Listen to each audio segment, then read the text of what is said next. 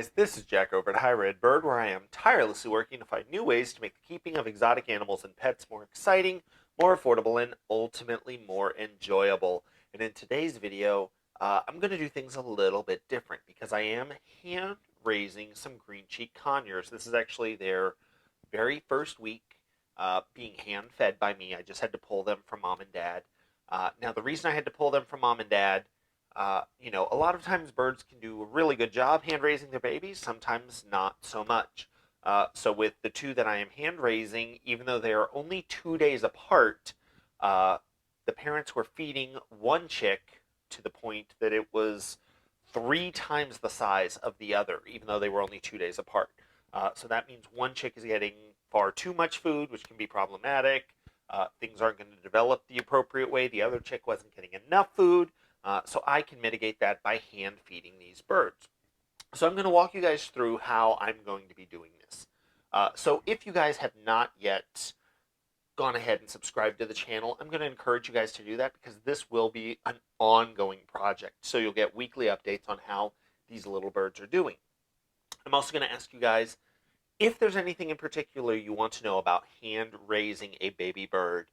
Go ahead and leave a comment down in the comment section. Let me know what exactly you guys would like to see, because I'm going to try to cover a little bit of everything that goes into hand feeding a baby bird, but it is quite a bit. So if there's anything you guys want to see in particular, just let me know. Again, I always want to thank you guys for watching these videos. I hope they're educational. I hope you guys are getting value out of them.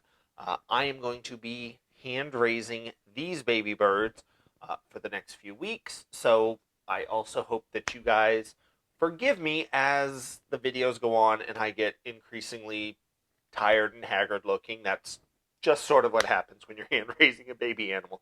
So without further ado, let's just go ahead and jump into how I am doing that. All right, guys, now hand feeding baby birds, you're going to need a few different things, and you want to make sure you have them all ready. So here I have a food scale. I use that to weigh the birds, get a sense of how much they're growing. You want to make sure you have a scale that can measure in grams. That's going to make it incredibly easy to do because you're going to want the amount you're feeding to be about 10% of your bird's body weight per feeding. So if you measure in grams, it makes it a lot easier because say I have a bird that is 20 grams, I know that at the next feeding it's going to get 2 cc's of formula, so 1/10 of its overall body size. You are going to use a lot of paper towels if you ever decide to hand raise some baby birds. People always ask, they're like, exactly how many do I need? And the answer is yes, you will need all of them. I use paper towels for cleaning the birds. I use paper towels for cleaning myself. I use them for lining a variety of different things as well, just to keep them neater. With baby birds, you want to try to keep them as clean as possible. That's going to be how you keep them healthy.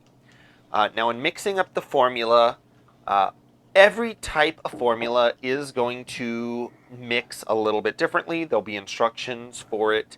But one of the things I have found, the temperature that most formulas tell you they should mix at, I don't agree with. The formula that I'm using right here said that it wants to be mixed at 120 degrees.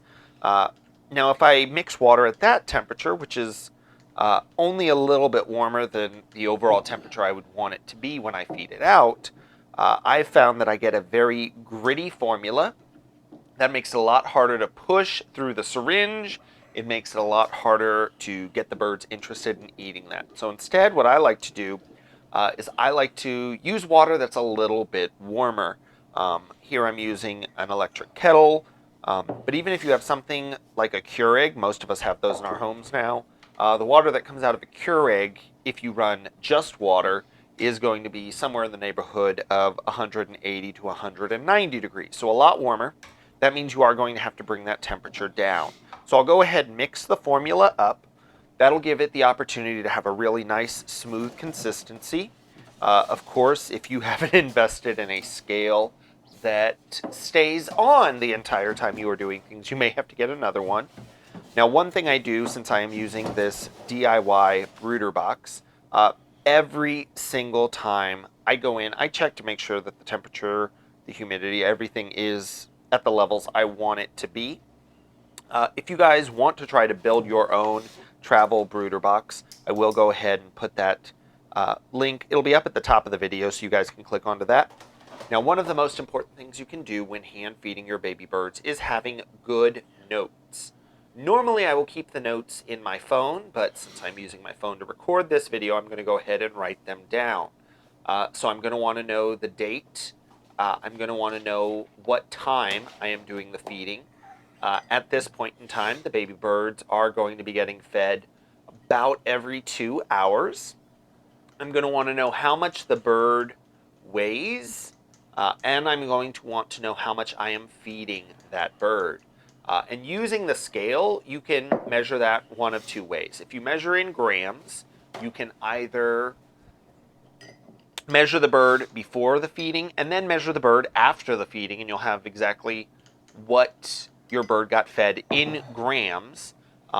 But the wonderful thing about the metric system is that 1 gram is just 1 cubic centimeter of water, which is also known as 1 milliliter of water. So you're going to get a pretty good ratio there. So a cc is going to be, equivalent to a gram, which always makes me wonder, why do more people not use the metric system? Because it is incredible the way that things translate so easy, all on a base 10 system. But I'm going to go ahead, and once I have the temperature of the formula ready, I'm going to go ahead and feed out those birds.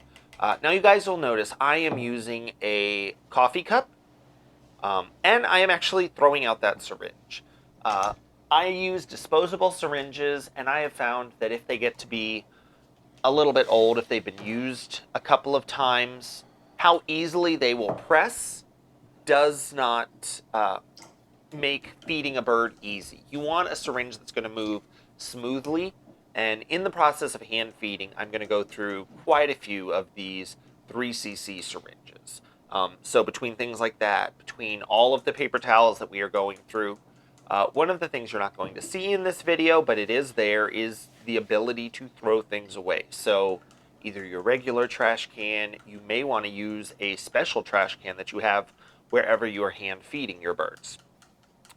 Now I am using a coffee cup to mix up that formula, and I do that for a couple of reasons. One, it's a really easy container to clean up, but two, the ceramic of the coffee cup helps to displace the heat of the formula a little bit better. It brings it down to an appropriate temperature.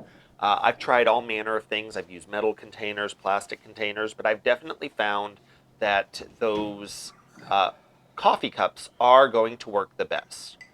Now at this point, I can test the formula. I use my finger and I get it to the appropriate temperature. That being said, if this is your first time doing this, I'm going to recommend that you go ahead and use a thermometer so you can make sure that you are getting the appropriate temperature. But just like, a mom who has raised more than a handful of kids, I can test the formula on the inside of my wrist and trust the ability to do that. Now, one thing you want to remember with this, you're not going to force formula into the baby. It's going to be at the rate the baby wants to accept formula. Usually you can get a really good feeding response. As soon as you get that syringe lined up, sometimes it can be a little bit difficult, but once that syringe is lined up inside the beak, you'll notice the head bobbing up and down. You'll notice the vocalizations. That bird is giving a very strong feeding response. Now, using these syringes, I am using 3cc syringes right now because the smaller bird that I am raising is only 15 grams at this point, which means he's going to get about 1.5 cc's per feeding.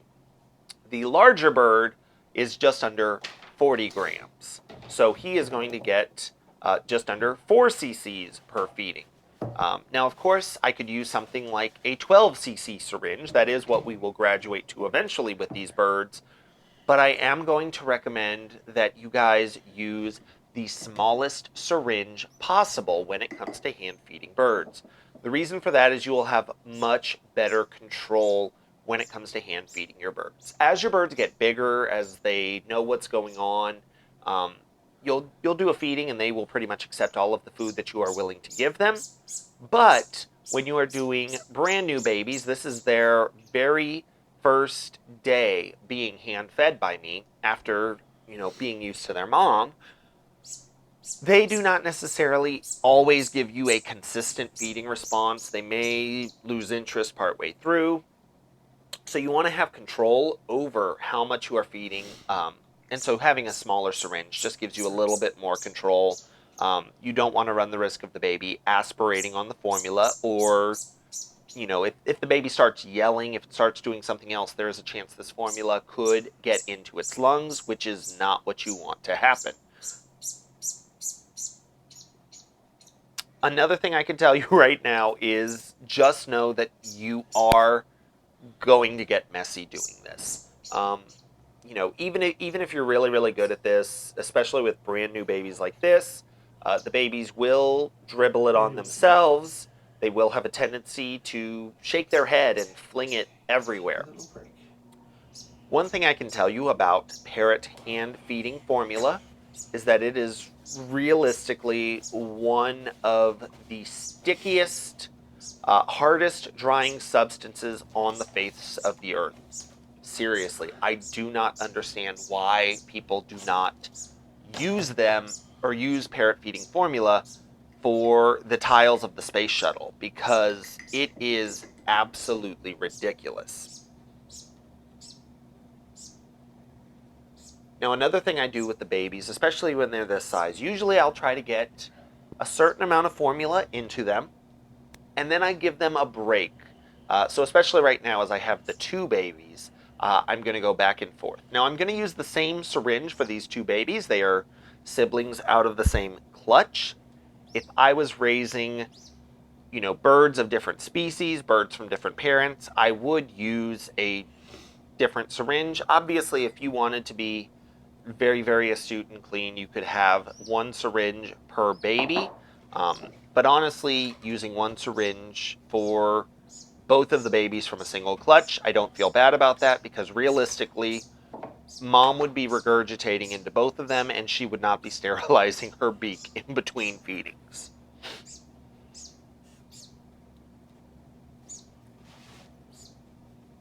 Now, as I get that additional formula into the babies, I want to check their weight, see where they are. I want to, use every measurement at my disposal to ensure that these babies are doing well. Because with baby birds, there are a lot of things that you're not going to be able to have control over. But using everything at your disposal, so knowing the temperature of your brooder box, knowing the temperature of your formula, knowing exactly how much they are eating, knowing exactly how much they weigh, is going to be a great way of ensuring that they stay nice and healthy. Now, since I'm using that electric kennel, I'm also going to use a second coffee cup. That one's going to be empty. I'm going to use that with paper towels to clean up the babies. Now, I do get just a little bit of the water on the paper towel. I'll squeeze it out, and again, I just run it between my hands so that it's warm, but I don't want to run the risk of burning the baby. Now I'm going to go ahead and again clean up every bit of formula that may have gotten anywhere, and you will be surprised with baby birds just where they are able to get that formula. I had one that would consistently get it on the top of its head. I've raised birds in the past where they would get it under their wings. But so just go ahead, clean all that up. Now, after I've cleaned up their face, any of the formula that may have dribbled down their neck, over their crop, I'm also going to clean up the back end of the bird. Now, in between each feeding, you should be having different fecals from your birds. If you are not getting those consistently, you can stimulate your bird to use the bathroom with that warm paper towel. But even if your bird is going to the bathroom on its own, I'm going to recommend using a warm paper towel with that water, just to make sure that everything is staying clean. Because again, the cleaner you keep your birds, the healthier they are going to be. And of course, you want to make sure that you clean the face first and then clean up the butt. Do not go the other direction. That's just rude. Now you'll notice that I am setting these guys up in a separate bowl. I'll actually have 2 of them ready to go, and that way I can have the birds all set up into their new bowl, and when I put that back in the brooder, that'll give me the opportunity to pull the old bowl. Even though I do line it with paper towels, sometimes the birds will try to go to the bathroom over the edge, so they will get droppings on the edge of that bowl. Sometimes they will shift the paper towels and they will just go smack in the middle of the bowl. But I have a brand new bowl, so I can put them back into their brooder box. Now, I know that everything is working. I know the babies are good. So I'm going to go ahead, put all of my materials away, throw away what needs to be thrown away, and make sure that I wash out everything that does need to be washed.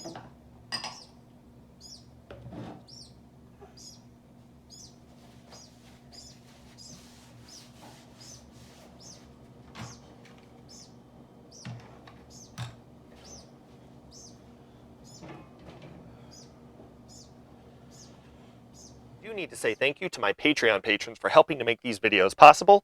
You can find out more by visiting Hi Red Bird on Patreon or clicking the link in the description section down below if you would like more information. Thanks!